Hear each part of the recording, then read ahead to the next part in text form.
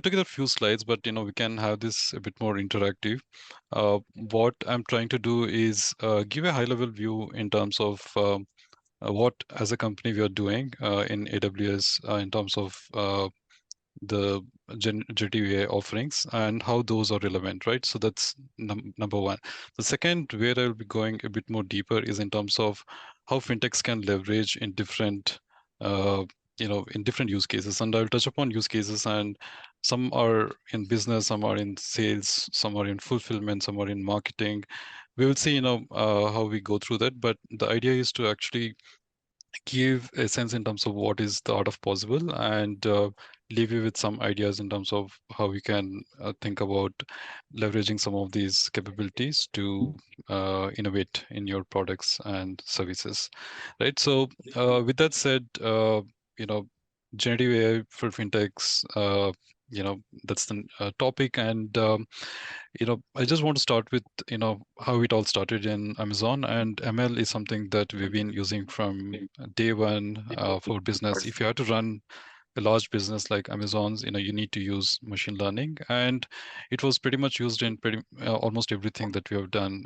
When we had this, uh, you know, Amazon.com, the recommendations that was served, which was driven by machine learning, the way the fulfillment centers operate today, deciding on the nature of packaging or the material of packaging that needs to be used, that's actually driven by machine learning. If you look at devices such as eco devices, if you have actually leveraged or talked to Alexa, every interaction is actually, is powered by and ML, right? So I think those are some of the things that are powering all the things that we are doing. And we have taken these learnings and we have productized so that our customers can benefit. And today, like more than 100,000 customers use AWS for their machine learning and AI, use cases. So, the tipping point for generative AI is actually, it boiled down to three things. One is in terms of the massive proliferation of data that started becoming available. The second is in terms of the availability of scalable compute capacity. And the third one is actually the innovation in the machine learning space, and more so in the type of architectures that evolved in the deep learning space. You must have heard about transformer architectures. I think that's one of the probably, that's one of the tipping points in the generative AI space in terms of building scalable models. Uh, if you look at the use cases, these are some of the things that you must have actually seen, and these are some of the common things that are discussed in the industry, right? How we can enhance the overall customer experience, how we can improve productivity, how we can improve the creative and content creation, how we can speed up or improve the overall business operations. These are at least the high level use cases. And again, it depends from industry to industry, from company to company in terms of where you want to apply these things. It could be in chatbot, it could be in some conversational search use cases. It could be in terms of creating your marketing content, or it could be in terms of document processing and so on and so forth. Uh, Again, if you have to go deeper, this is a different lens again, right? So the earlier was in terms of use cases or the functional lens, whereas this is more in terms of the model type lens. Again, generative AI is not just for text, but it could be for code, it could be for image, it could be for speech or video, so on and so forth. If it is text, these are some of the common things that you must have come across, right? Like chatbots, writing, summarization notes, or creating marketing copyright material, using for enterprise search. Again, if you look at code, again, there are tools today which are available to speed up, how we can actually code, how we can automatically generate SQL code, how you can actually generate Python code, using just plain simple English, right? Those are some of the things that are evolving. Likewise in image, speech, so on and so forth.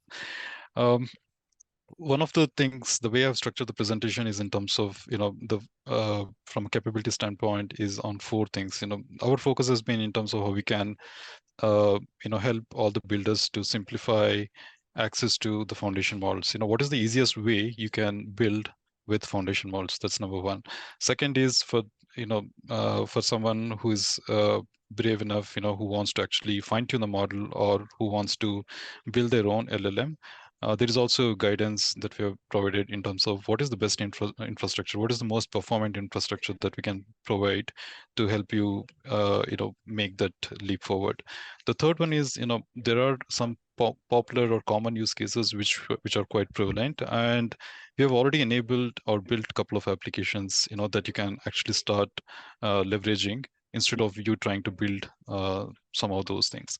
And finally, we'll also talk about, what are the things that we can help you with if you decide to build your own foundation model, right? So this is how I've structured, before going to the fintech specific use cases.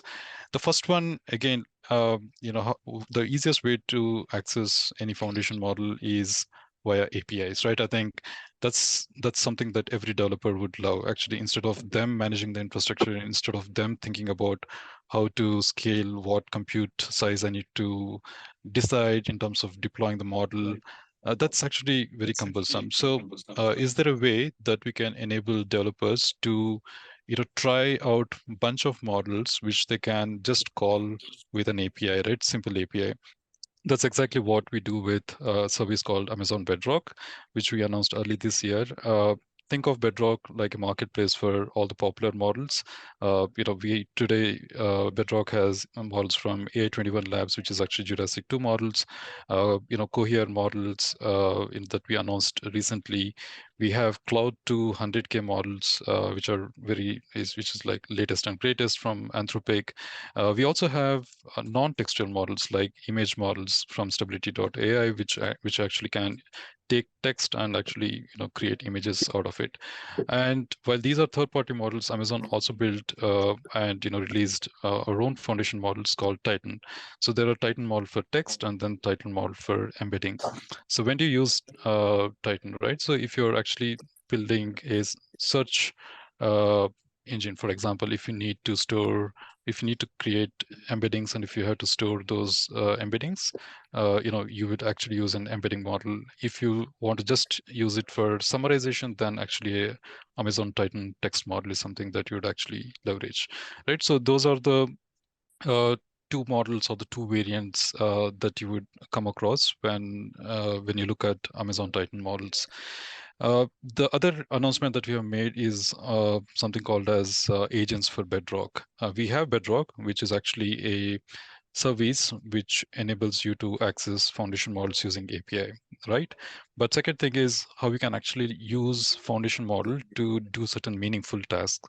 And generally, some of the meaningful tasks will involve multiple tasks. For example, if I had to issue a policy or if I have to send a campaign email, there are a couple of things I need to do, right? In terms of, getting the list, getting the item from the list, creating a personalized email and pushing that to another API endpoint. So there are a bunch of things that you need to do, right? And to enable all of these, today there is a orchestration mechanism that is enabled within the large models, and that concept has evolved into this whole notion of agents or agent-supported LLMs, and that's exactly what we have actually done and announced as part of Agents for Bedrock.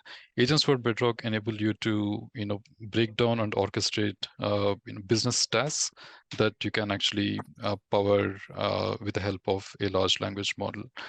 Uh, I will sort of give a bit more context and examples, as we move into fintech use cases. But I think for now, just think of this as something that can help you orchestrate a set of activity or set of tasks uh, with the help of large language models, right? And one of the things that you'll always you'll realize is your primary differentiator is actually your own data, right? How you can actually maximize, what you have and how you can actually monetize on the data that you have, right? So some of the things that we've actually seen is in terms of, uh, I'll give you a simple example, right? Most of the models that I showed earlier, for example, the foundation models like Cohere or Anthropic or Jurassic models, none of those are trained on your data. So all those models were trained on something which were available in public domain, maybe some public data sets, Wikipedia data sets, so on and so forth, right? It will not have an understanding of your product, your offerings, your service, or your policy manuals for your products, and so on and so forth. But when you're building, intelligent applications, you have to sort of, you know, provide that additional context to the foundation models, for your products and your processes and all of that. And the way to do it is actually using this concept of retrieval augmentation generation. But retrieval augmentation generation works. The foundation to work for the retrieval augmentation generation is the vector embeddings. I will not spend much time, but the whole idea of uh, storing, think of, how the models will understand the documents and your data, right?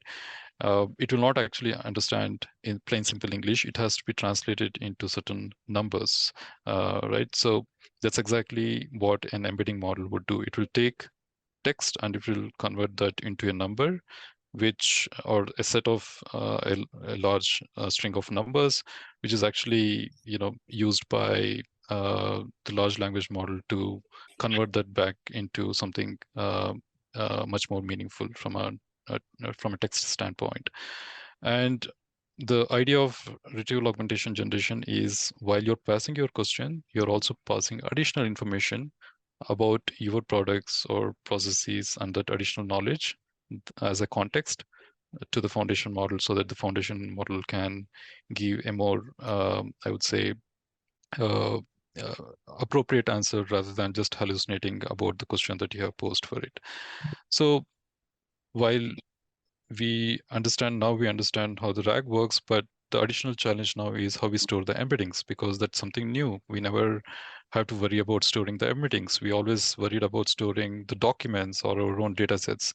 Now we need to really, think in terms of how we can store these embeddings, right? So uh, what we've actually made easier is to use the existing services that are already out there and enable those services to support storing the, you know vectors or the embeddings that you generate for your documents, and for your corpus.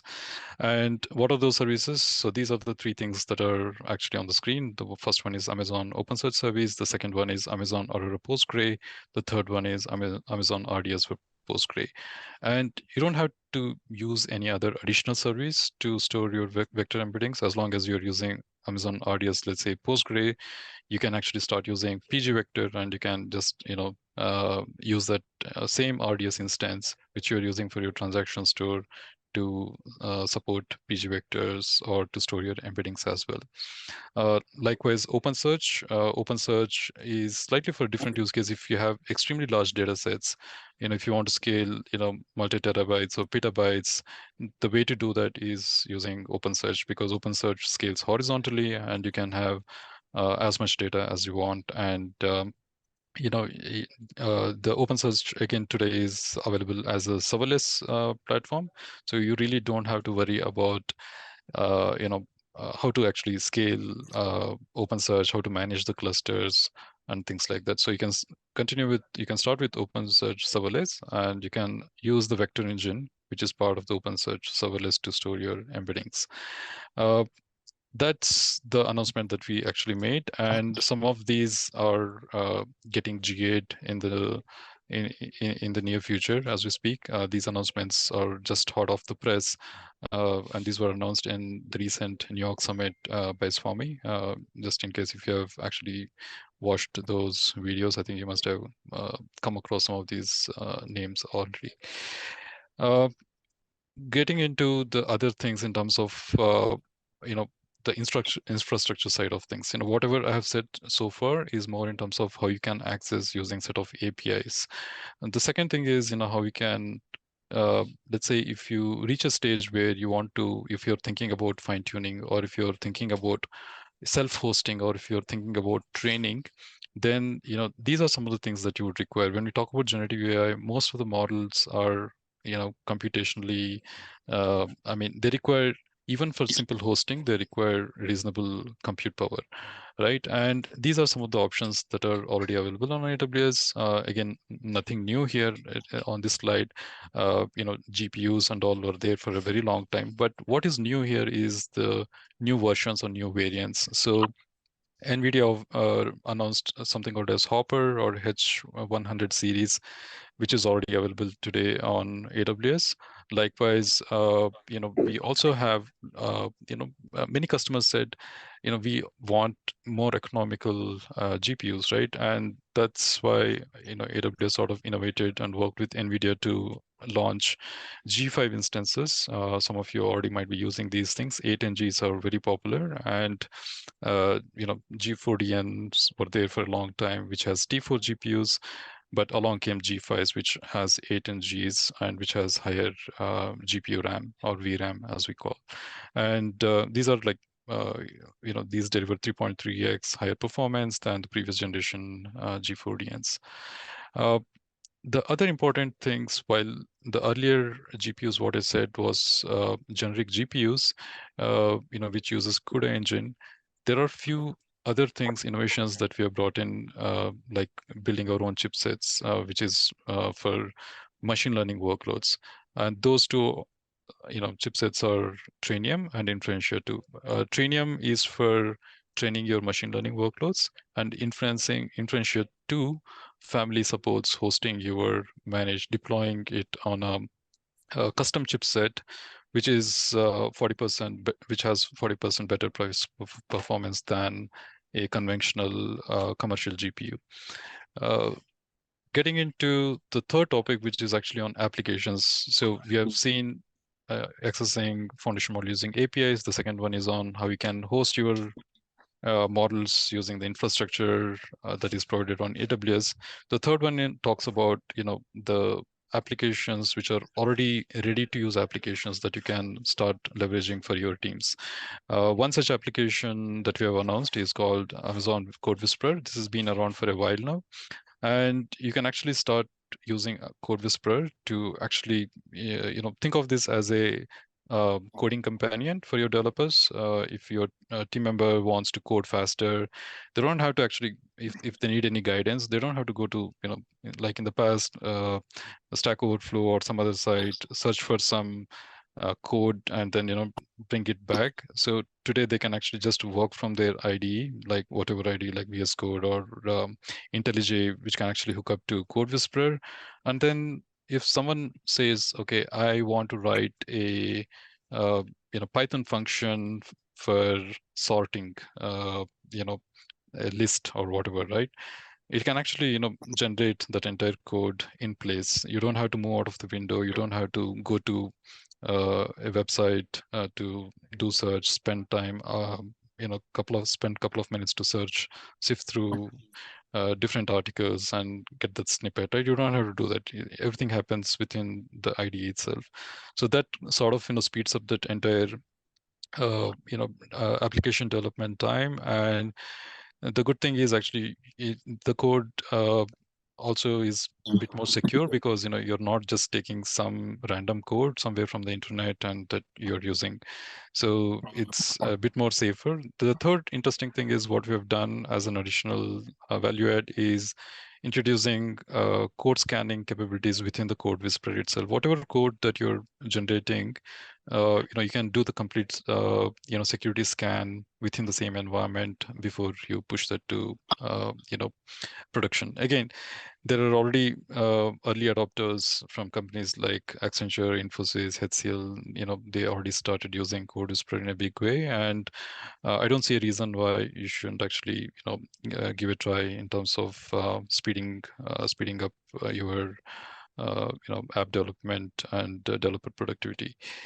Uh, the other things that we also announced is in terms of how we can leverage large models, or how we can use generative AI in the area of business intelligence, right? We already had this product called Quick Insights.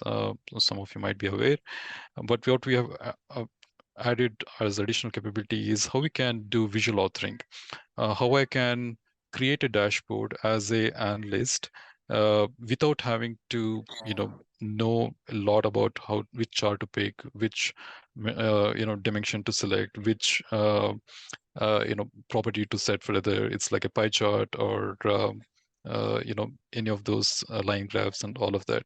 So I just want to, write in plain simple English. I just want to say, set date granularity to monthly, group by region, and change the chart to a stacked vertical bar chart. And that will automatically generate that chart for me, without having me to sort of, go and uh, you know change that entire dashboard or a view for me. The second thing that is very useful is in terms of how you can create stories with the data that you have, right? When you go to a meeting, you don't want to actually start reading the charts, right? You want to actually tell the story with the data that you have. So that's another thing that we have added in terms of how you can use QuickSight to generate the stories for your meetings and for your discussions. If you want to create a narrative that can actually help sales team identify, what is working, what is not working, then actually that will create the entire narrative based on the data set which is already in QuickSight, right? So those are some of the innovations that are already out there and available as part of the AWS services. The last but not the least is in terms of rolling up your own foundation models, right? Okay, there might be a situation where none of these things actually help me. Maybe the standard proprietary foundation models is not the way that I want to go, but I want to build my own foundation model, or I want to use a open source model. And for all the right reasons, there are fantastic developments which has happened in the open source world, right? Many of you are already toying with those things like llama 2, and you can actually bring any of your publicly available foundation models, open source models, or even proprietary models, and start actually deploying on an environment like SageMaker.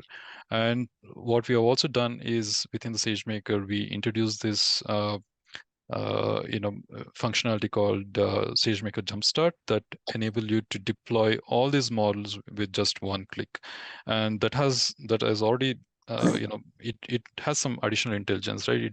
It already we have done certain benchmarkings and we have identified, okay, so for this model you would actually it runs best on this particular instance type for this throughput and so on and so forth. So you don't have to spend too much time in terms of selecting the right, or researching on what is the right instance for it, what is the right size I should you know use for doing my initial model deployments and all of that. So all those guidance are sort of baked in within the SageMaker Jumpstart environment, right? So this is in a nutshell in terms of what we are doing and where we are heading. There is a lot more which is happening, and those announcements will come in the near future. But I thought that's pretty much the gist in terms of what we have today.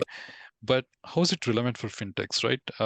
We need to really understand how some of these would plug into from the fintech standpoint. And when we look at fintech, basically any of your customers, technically they want to do one of these five things, right? One, they want to check the status of the transaction or a trade. They want to securely access the monitor their accounts, or they want to receive a business update, or talk to someone, or reach out to someone in your organization like contact center, or some advisor, or in terms of getting the timely advice, personalized offers and all. So these are the common things that your customers would like to do, right? And there is a sort of whole loop that sort of gets into this, right? In terms of how you can capture our customer interaction data and demographic information, how we can leverage that with how we can actually use that with other elements that you capture along the way, in terms of their browsing patterns, or in terms of the feedback that they're providing on your platform, right? So all those information is something that you can leverage to create personalized experience.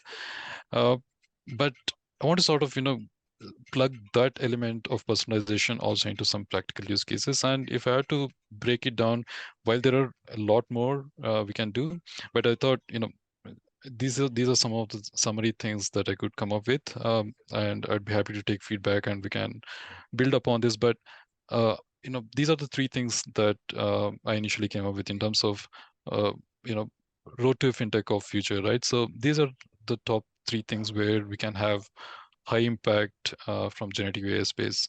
One is in terms of marketing and brand.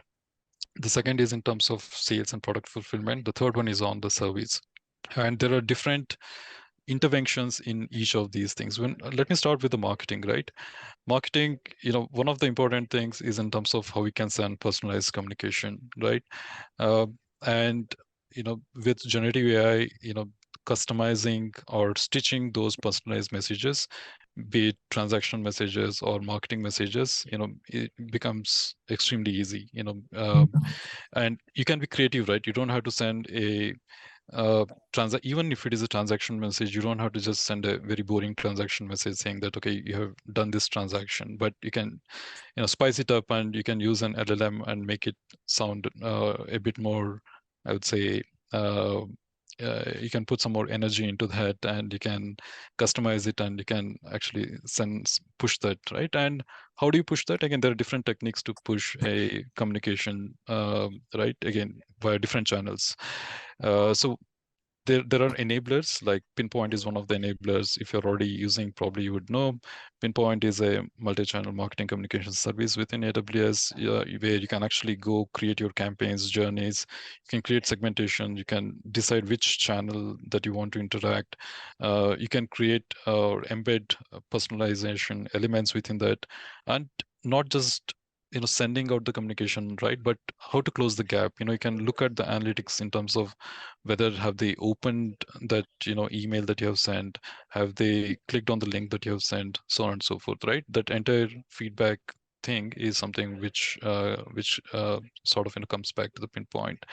Um, so these are some of the things that you can do. Like I said, you can select segments, you can select channels, you can select the content, and you can schedule your final communication. And when you schedule the final communication is when you can actually do the magic with the use of generative AI, right? How you can create a dynamic message which is much more personalized than just a static message. That's in a nutshell in terms of how you can actually leverage the existing service like Pinpoint, marry that with a LLM, and leverage it for the use case that you have, right, in terms of scheduling your campaign messages or transaction messages and all of that. Then again, I will not spend too much into this. Then the second thing is how you can improve your social and digital presence, right? How you can the website. Many of you probably in terms of creating the right message on your website, right? Promoting about your product, talking about your product, or creating blogs for the services that you're offering. you know that takes immense amount of time, and a startup like yours probably may not have like a full-time person to do all of this. How we can leverage uh, you know generative AI, how we can actually start using LLMs, right? Again, one thing which is which comes to everyone's mind is in terms of how easy today is to actually create product descriptions just with the help of LLMs. Right? You can just call an LLM, say you're an assistant that create product descriptions for specific customer demographic. Like, you can define the demographic as well, and you can actually generate the rough copyright, and that you can use it as an inspiration, and you can change the words or change certain things, and create a blog or create a web page or create a microsite and so on and so forth, right? And the whole idea is in terms of how we can move faster. Also, if you already have a product, right? Let's say you already have product literature and all of that, but you want to create a FAQ. Instead of you thinking about what common FAQs are, you let LLM create or ask those FAQs based on the product literature that you have submitted, right? If you have, the entire article or the product literature, you can pass it to the LLM, and then you can ask LLM to create, okay, generate those top 10 FAQs which the user might ask for this product. So that sort of speeds up your entire thing, and that adds another dimension in terms of how you can move faster on these elements. The third thing is in terms of SEO. You have created a fantastic product, you have all the content on your website, But what if it is not discoverable?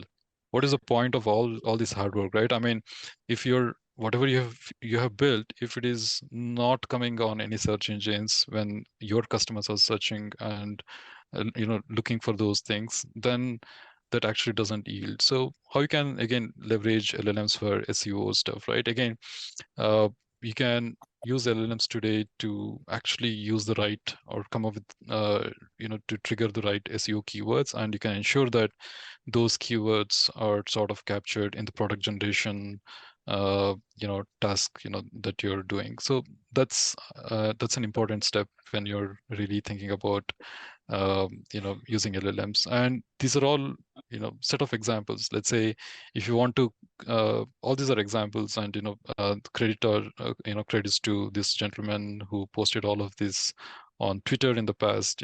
I had an opportunity to sort of take this note. But I think this is hugely helpful. If you want to generate a blog post, you just say generate a blog post on so and so topic that is targeted to so and so persona, using language that is clear and engaging and provide valuable insights on solutions to a problem that may be facing. That's one. If you want to create a social media post, you can create that. If you want a SEO keywords, you can do that. If you want to list of long tail keywords, so on and so forth, right? Um, Again, so it all boils down to your creativity at some point. uh, the other thing is in terms of social listening as well. If you have to if you're building a solution to understand what your customers are saying, and social listening, you might maybe you already have presence on LinkedIn, Twitter, or Facebook, or your own website where there is a feedback form, or within your app where there are certain things that you're capturing. uh, One of the mechanisms is in terms of how you can collect all of the data, bring it to. This is a very busy slide.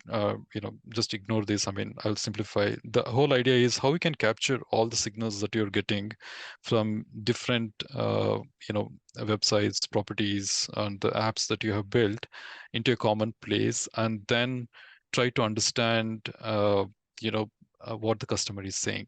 And when I say try to understand, just understanding will not help, right? You need to act upon it. How you can actually respond back, with the right message.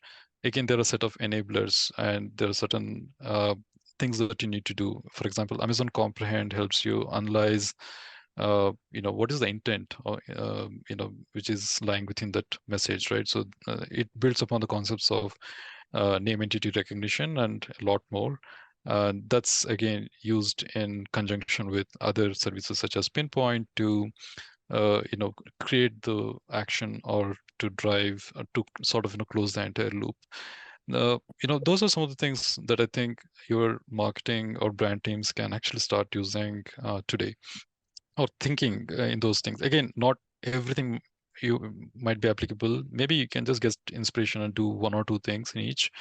Uh, and so the second is in terms of sales and product fulfillment, right? The first thing which comes to the mind is in terms of how we can be more efficient in our product fulfillment, how you can actually use existing technologies, and how we can amp it up with what Gen AI can do today, right? And some of those things are like OCR. If you're collecting documents, and fintechs, you have to collect documents in one form or the other. There is no escape today, right?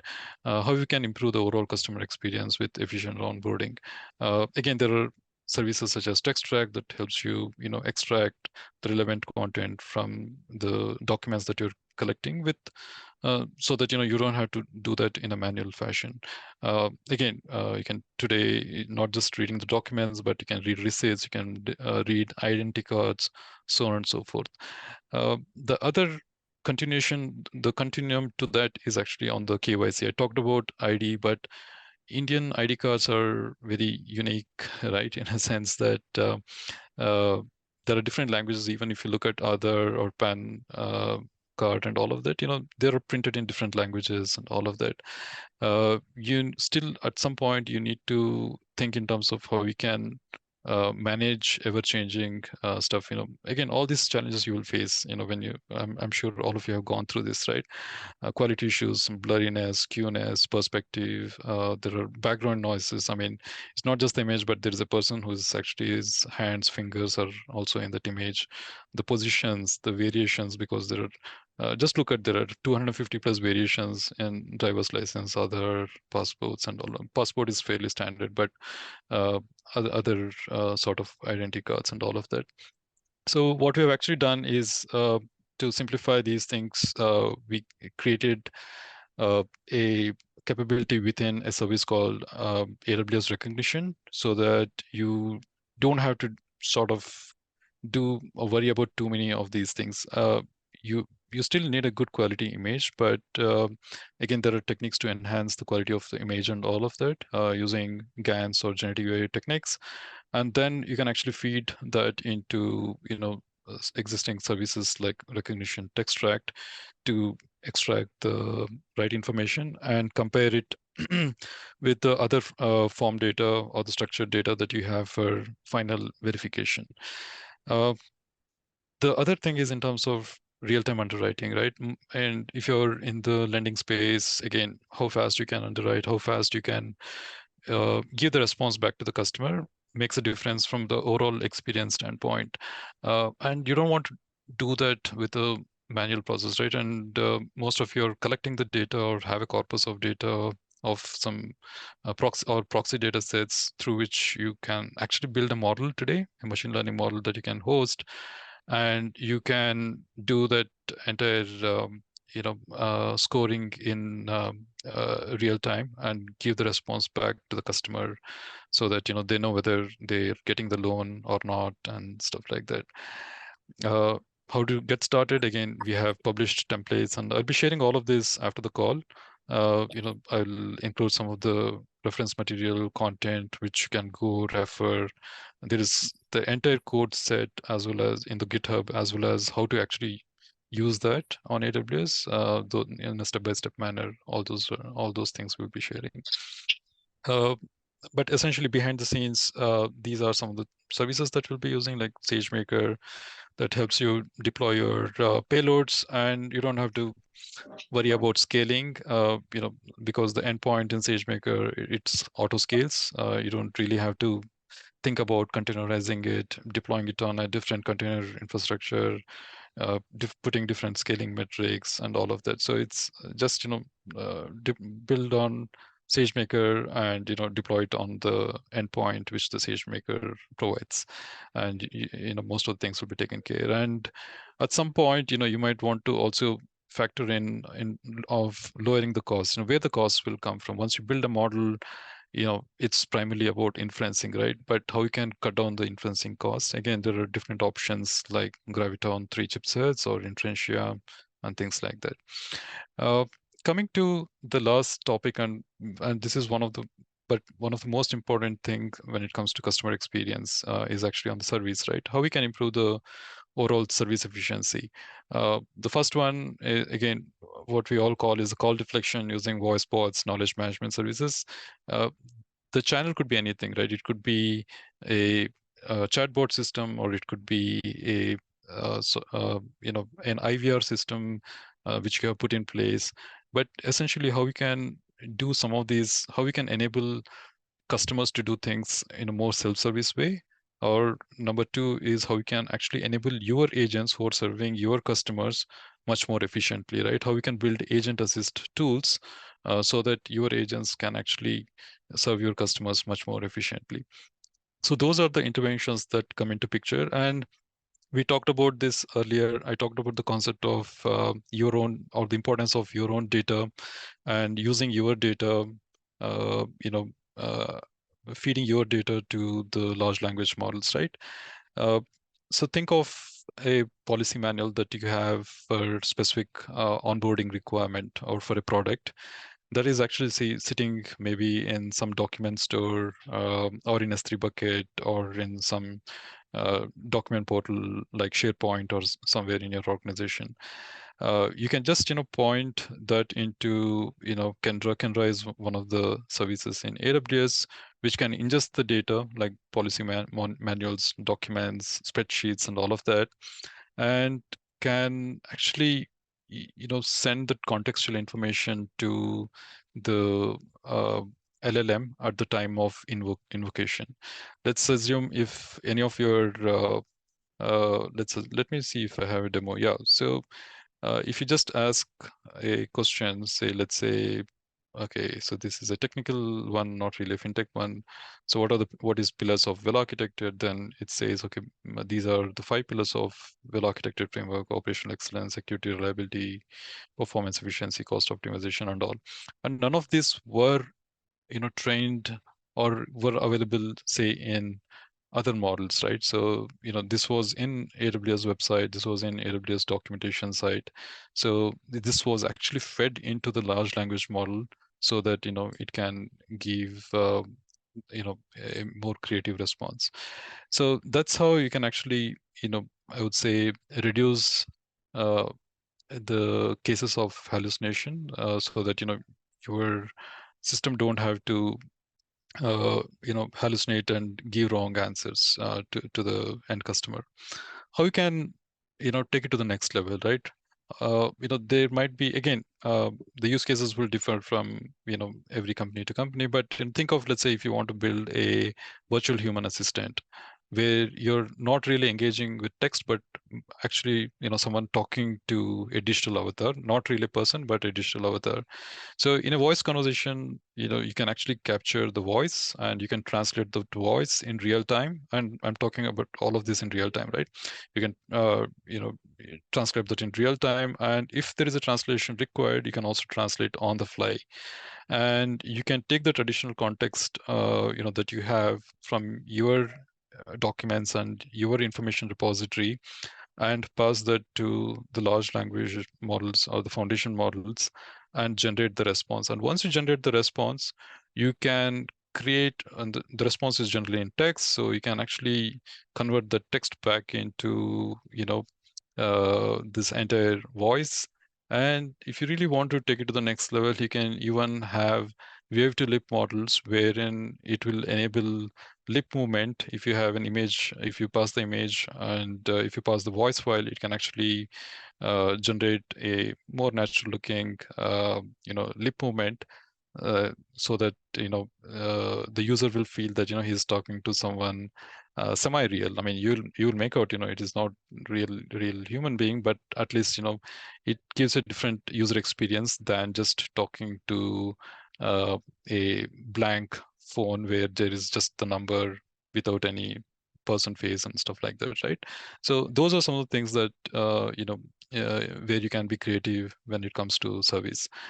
Again, a lot of things around how you do your omni-channel customer support. Like I said, uh, it could be around process-driven guided assistance. It could be on emotional intent analysis. Let's assume you have set up a calling line and you're actually capturing.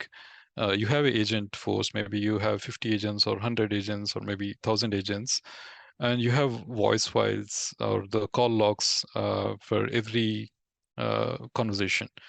How would you actually measure the quality of the agents or the performance of the agents, and how you coach them to serve customers better, right? There are multiple things. It matters because you want to improve the overall uh, you know uh, user experience so that the agents are doing the right thing from the communication standpoint. Second, are there additional opportunities which the agents are missing out in terms of upselling certain services along with whatever they have, right? Those are some of the things that you can actually do with the help of real-time call analytics solution. If you have that ongoing conversation, there are a set of things that you can do pretty much in near real time to understand the sentiment. You can categorize the call. You can what is the purpose of categorizing the call so that you can actually even direct to the right agents if required, and you can look at the right repositories for from the knowledge management to refer to, and all of those things you can actually do. And the whole idea is in terms of how you can empower the agent to handle these conversations much more efficiently and drive better customer experience. Again, a lot of things that can actually come out of this from the post call analytics, right? One is what you can do during the call. The second one is what you can do after the call. These are the things that are that the companies generally do fintechs, right? So they want to look at the script compliance, agent scoring, uh, you know, uh, they want to get a sense in terms of, is there potential of churn? How did the sentiment go? Is this customer, you know, having getting the right experience from us or not? Is there a chance of him or her churning out? Right. So those are some of the things that you can do from the post call analytics standpoint. How you can get started, again, all of these are available as ready to deploy solutions, templates. That those are some of the things that we'll be sharing after the call. But all those proven architecture patterns are published on AWS Samples website today. Uh, Additional information in terms of predictive intelligence, we talked about some of these on how you can identify sentiments. There are different mechanisms, and how do you react to that as well. One is, okay, identifying the risk of churn, or uh, but how do you respond back, or how you react to that, right? So there are separate set of engagement that you need to drive, and that those are some of the things that you can leverage or automate using tools such as Pinpoint or Comprehend and things like that. Um, right. So this pretty much what I had in mind to share. It was essentially to give you just in terms of what is the art of possible. Set some inspiration in terms of how you can start thinking about embedding GenAI capabilities into the products that you're building, and also see if there is a fitment to work with some of the AWS services from a tech standpoint, right? And yeah, whatever help, guidance that your team needs, I think we can always you can always reach out, and the AWS tech team is here to help on most of these questions that you might have. Yeah, so want to sort of take a pause and open up for any questions or any general discussions that we can have now. Thanks a lot, GK. I think that was like supremely good presentation. Really loved all the use cases you have handled. Would like to hear, if anyone has started working on Gen AI, any problems you're facing. GK is the man, very tough to catch hold of him. So now is your chance. No, always available. So, just reach out to me. I will leave my coordinates. I think I flashed my email ID as well. Just feel free to drop me a note.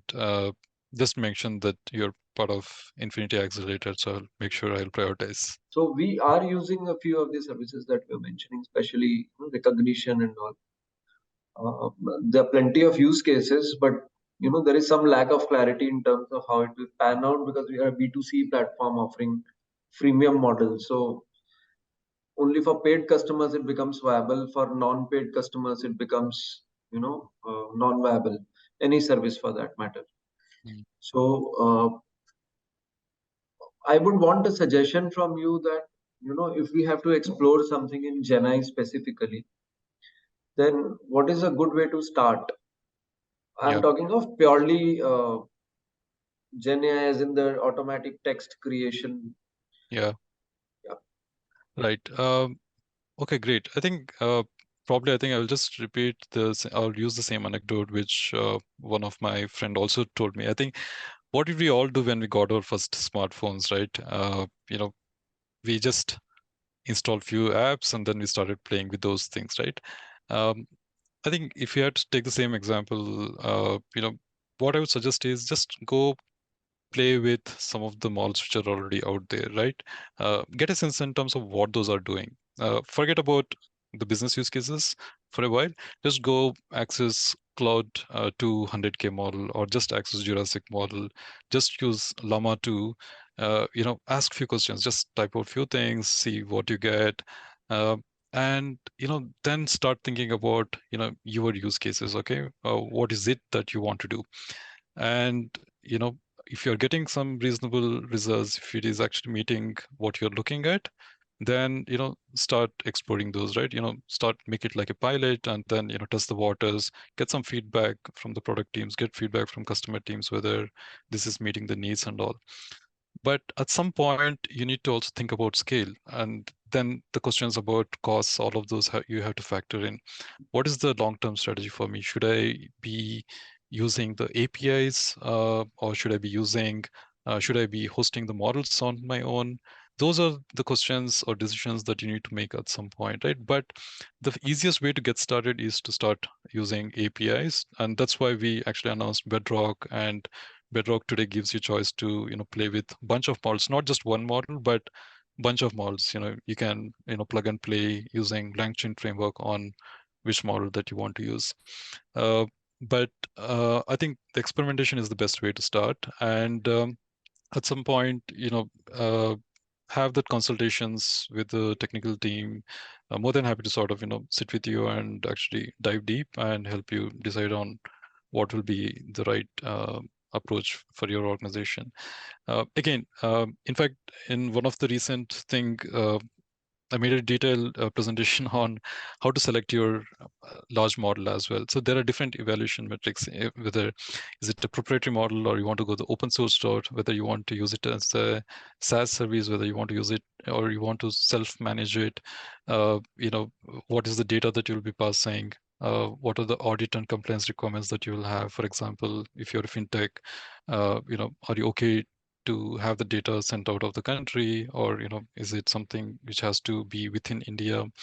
Or if how do you evaluate the models? How you evaluate the model performance? Okay, maybe you have 3 or 4 models that you've shortlisted. How do you think about how you should be thinking about LLM evaluation or performance? There are different benchmarks data sets. The best thing is to actually have your own data set, but there are also a few data sets which are already available. There are a few benchmarks which are already available, like Helm benchmarks, which Stanford team publishes on different aspects on model accuracy, model robustness, model fairness, so on and so forth. Those are some of the factors that you need to look at and shortlist on what is the right fit for your use case, right?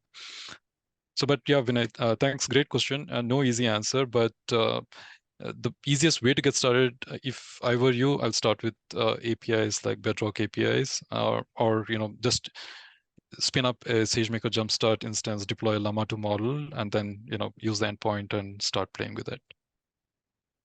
All right, thank you so much. Could you also give few pointers about the pricing for these services? Yeah, I think there are quite a few services that we touched today, but at a high level, like any other cloud service, generally it's pay as you go sort of thing.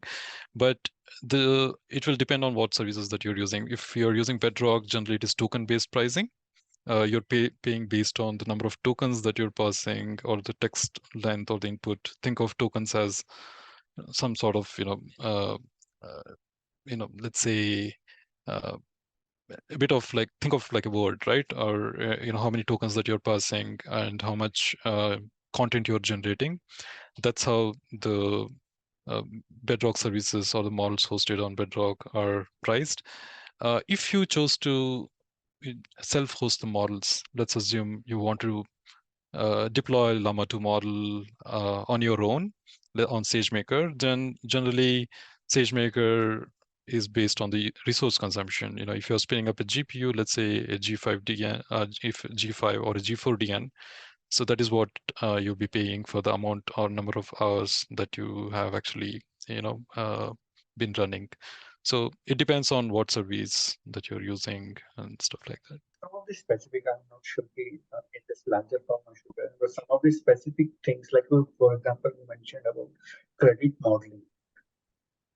Would you be able to give some more color about how does credit modeling works, and in terms of hosting, for which all use cases this credit modeling work?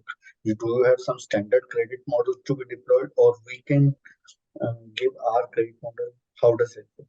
Yeah, so we have like reference models to help you get some inspiration and build upon it. So that's something that we have already published on AWS samples. I'll be post the call. I'll be sharing some of those links as well along with the presentation. So there is a credit decisioning and a credit risk model, which actually uses set of there are different things. One is in terms of using the classic tree-based models like XGBoost or LightGBM. Then there are a few other models which use a combination of structured data and unstructured data, and how you can build models using that. Then there are also some reference examples where you let the let's assume companies who do not have data scientists or people with strong ML foundations, right? And if they want to build, they have data, but they don't know which model should I use. Should I use XGBoost, or should I use Light GBM, or should I use Cat Boost? Uh, there are techniques within SageMaker. There is a concept called autopilot that actually looks at your entire data. It runs hundreds of experiments and finally suggests, okay, this is the model which is performing the best based on the for the given data set and for the metric that you're actually tracking. That sort of uh, reduces your experimentation time on which model that you should be using and stuff like that. And those are fairly automated today, and based on the model recommended by the autopilot, you can actually go ahead and deploy and see how that model is performing on the real life data, right? So those are some of the things and guidance that we already have on AWS samples website. GK, since all of us are startups, so all of us would be struggling, whosoever there is in a lending, about the own data, because own data would be limited. We are just starting up our own lending journey. So Correct. that's the reason that made me attracted me when you said the credit modeling, because credit modeling obviously calls for a data. So Yeah. is it possible to have other data or other Yeah. lender data performance and then build a model around it? Yeah, I mean, obviously, I think whatever you build, I think it will be yours. And generally, in AWS, we don't share. I mean, it's not our data. We will not even have access to what people build on AWS, right? AWS will not have access. But what is common in fintech is the proxy data sets, the availability of proxy data sets, right? And today, there are companies who monetize on that. You can actually go to a telco. You can, and that's their monetization mechanism. You can actually get. Seek sort of if you're doing some research on what is the charging patterns, recharge patterns of a particular demography and all of that. Those are something that you can work with some partnerships, right? And you can get some proxy data, and with that proxy data, you can actually run some experiments and build credit models. And and these are not new, right? And almost many years, almost like a decade or 15 years back, there were these companies who were in, like, you must have heard about M-Pesa and all, who are actually building these credit models or risk models based on proxy data sets, like charging patterns, like people who use prepaid cards and all of that, people who go just charge for uh, you know, buy 50 rupees top up and all of that. So they look at those patterns and analyze what is the propensity of this person to actually repay, whether should we give uh, a small loan or not, what is the limit that you can go up to, and so on and so forth. I think multiple things. I mean, one, from tech standpoint, we can help on the platform side of things, but I think on business side, you should also look at additional, I would say, proxy parameters that you can actually source from other partnerships that you can actually build along the way. And these proxy parameters or the other relationships would be outside of AWS, right? Is my understanding correct? Yes, that's correct. Yeah. There are also a few third-party data sets which are available on Data Exchange. There is AWS has something called as AWS Data Exchange, where companies who want to sell data or monetize their data sets, they've actually gone and uploaded that. But I think whatever I have gone through, it's mostly, from the companies outside of India. There is very little, I would say, data which is uh, from the Indian companies and all of that. But do take a look. I'm not sure of your target market. Maybe you're exploring markets outside of India, and maybe some of those things might be useful for you. So yeah, take time to just go through the catalog of data sets which are already out there on Data Exchange. Thanks, you. Great presentation again. I think everyone is looking forward to that. If you could also share some of the links, like you mentioned, the reference architectures or some of the good blogs. Yep. You think should I'll read put it. some of these in the appendix, and like I said, this dialogue can be an ongoing one, right? So feel free to reach out to me, Suchir, anyone from AWS team. Satish is also on the call. Reach out to Satish as well. There is Uh, a question from Gaurav. yeah. Gaurav, you have a question, I believe. Sorry for a late question. Yeah. So hi GK. So basically one question on this credit data model point. So we're basically working in healthcare, and we believe that vertical lending is the way to go, and a lot of models can be built rather than just horizontal. You can build in a particular use case basis information on those use cases. So but I really like what you presented on that there are some existing models and we can take inspiration from that. But specifically in this particular piece, we with what is your suggestion? What should be the starting point for us to build out this model? Right now, I mean, as we go ahead, we are trying to understand the data is too small. The data set is too small today, but a lot of healthcare data is available. I have seen companies global. There are global examples who have built such data models. So, is there a way to experiment, explore this, and also take risk in terms of lending with certain base models, right? So that we can then start making these models better using the feedback loop. Of course, we'll lose some money in the Yeah. process, but at least the model will get built, right? Yeah. And yeah, I think that would be like a very big bet, right? I mean, there are different mechanisms, right? So there is something called as reinforcement learning, where you can simulate what you want to do and create or come up with a policy mechanism or a reward function to, build a model which conforms to your end objective. I think those are the types of models that you need to think sim or because you also said there is very little data, so you need to think about how we can use synthetic methods to create artificial data or synthetic data which is representative of the real world data, right? You need to put some effort in that direction. You need to think of reinforcement techniques from experimentation standpoint and come up with a model which is fairly accurate so that your risk actually goes down. I mean, we should not really lose money big way to build a better model, right? I think you should actually put an effort to get the model as right as possible, but at the same time use that feedback that you're getting to further optimize it. There are techniques to do that, and yeah, I mean, maybe slightly more deeper conversation is required Yeah. if you want to explore reinforcement methods, Yeah. but we have specialists who can assist you on that.